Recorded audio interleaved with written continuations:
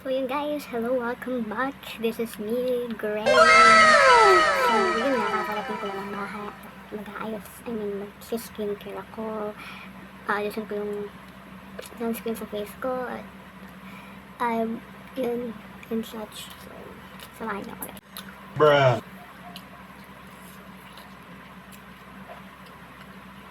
So yun, dahil medyo tubo na siya, maglagay muna tayo ng moisturizer. First layer of our skincare for ano kasi yung gagamitin ko ngayon retinol for face kasi hindi ko alam kung for age people na siya like sa mga matanda pero okay naman na siya for 20s so gumagamit ako patanggalin na face ko mayroon pero okay naman siya so after natin lagay yan spread out lang spread evenly moisturizer talaga muna nilalagay ko para hindi direct sa skin yung mga other chemicals kasi we know naman na mga chemicals is natatapon sa skin natin is yung ating serum, retinol.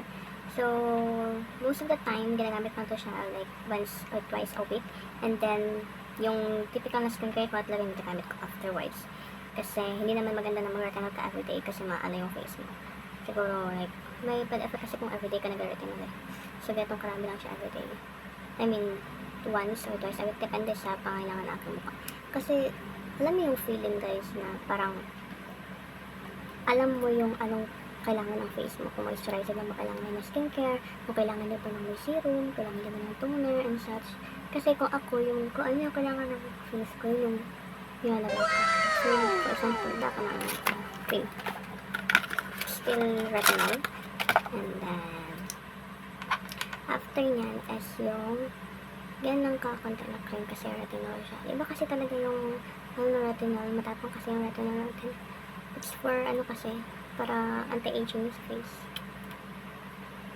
pakubos na rin nga yung cream ko kailangan ko na ng sponsor dito baka naman cheers so yun spread